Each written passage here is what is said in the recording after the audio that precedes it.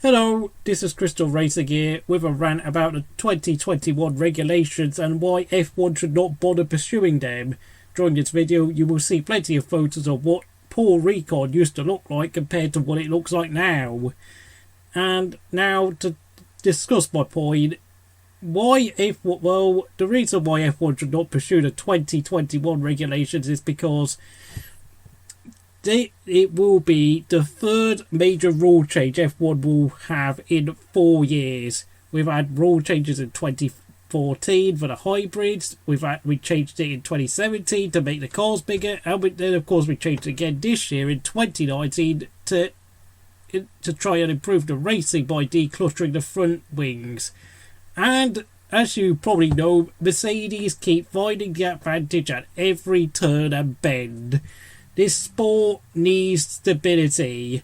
Now, if we keep these 2019 regulations like they are for the next 3 or 4 years, I can guarantee you by 2021 and 2022, the field will start to close up properly again, because Mercedes will eventually come to the end of their development cycle, in that, considering the fact they always find a way of working out the best designs for each regulations that we've had, they will eventually find a limit of their car's potential and performance much sooner than everyone else, and all the other teams will catch up by 21 and 22. Of course, if you want to look at F1 history, you have to look at seasons like 1997, 1999, 2003, 2006, 2008, 2010 and 2012, and the reason why those seasons were so competitive and exciting was because of the fact the regulations stayed stable and consistent throughout the years. Yes, I know during the mid-2000s, the late 1990s and the mid-2000s, there was the tyre war between Bridgestone and Michelin, and before that, Bridgestone and Goodyear, and of course there was also traction control during the mid-2000s along with a few electrical items on the car. But the fact that there were only slight tweaks in terms of the car's shape and design during that time meant that Formula 1, that teams such as Renault, BAR, Honda and Toyota and Red Bull were able to catch up over time, and of course eventually Red Bull and what is now Mercedes through Brawn were able to really start to catch up the top teams in 2009.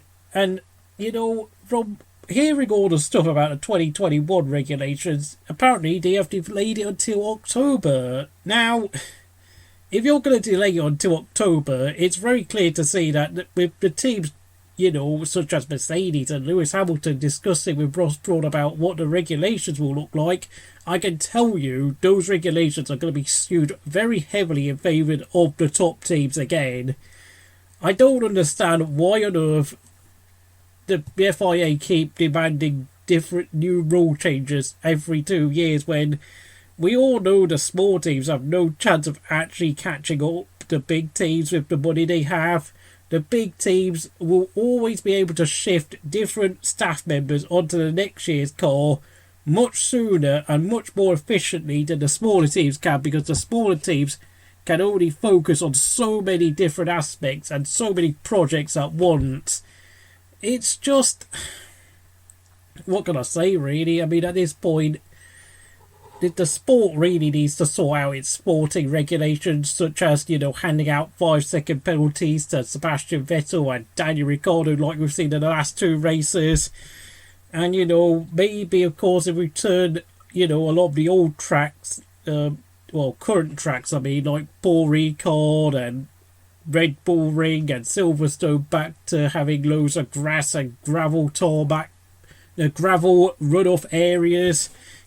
Actually where, when the cars go off the circuit and they actually go on a piece of grass or gravel and actually lose time that way instead of having to get a penalty slapped on them, that would be so much better for racing. Yes, I know that having grass around the Montreal circuit at Circuit Gilles Villeneuve led to Sebastian Vettel's peculiar incident, which led the steward to give him a 5-second penalty. But the thing is, though, it was kind of up to Lewis Hamilton to, well, frankly, I mean, I know this sounds really weird, but Lewis Hamilton could have actually gone to the left and actually tried to overtake him on the inside line onto the next corner. But whilst we can all sit there and say, well, you know, Lewis Hamilton had already committed around the outside and taken the usual racing line, well, you know, Sebastian Vettel made a mistake, and it wasn't like he was intentionally trying to hold up Lewis Hamilton at all. And yes, I know obviously there's regulations over unsafe return, but it's not like he caused a big crash, okay? I mean, these drivers are good enough to have the sense to hit the brake pedal and not crash into each other. Yes, I know, you know, obviously, you know, the thing is, you gotta realise Vettel never tried to shove Lewis Hamilton away from the racing line like Max Verstappen did to Kimi Raikkonen last year at the Japanese Grand Prix. And you know, as for the French Grand Prix, Ricciardo, I know we kind of, you know, he went offline onto the blue stuff to overtake Kimi, but it was not like he was trying to force Kimi off the racing line either. So I don't understand why the FIA are giving out penalties the way they do. And of course, they also gave out penalty to Sergio Perez during the race. You know, yes, I know he overtook 2 Williamses, but frankly, he was always going to get past the 2 Williamses.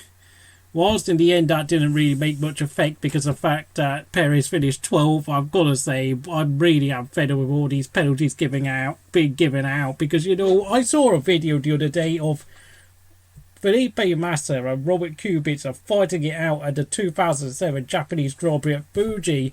I mean, they were pushing each other from the track at all the areas, and in the end, I mean, it was a fair fight, and not only that, they were doing it in the most blinding monsoon conditions, and they gave the fans value for money.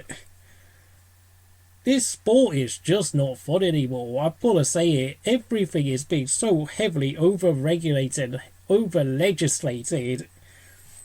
So, you know, I mean, back to my point, yeah. I mean, if the sport cannot sort out its sporting regulations and making it so restrictive, I mean, we might as well forget about the 2021 regulations because... And quite frankly, we need to really sort the sport out properly from the sporting point of view rather than from the technical point of view, which has been changed far too many times. And I'm going to say this. Formula One really would be better. I think the field would be really close if we had kept hold of the 2014 regulations. If we kept hold of the 2014 regulations, there might be a 50% chance that 2019 would be a 2012 type season. So, yeah, that's all I've got to say, really. Thank you for listening to Crystal Racing. Please like, share, subscribe, and I'll see you again next time.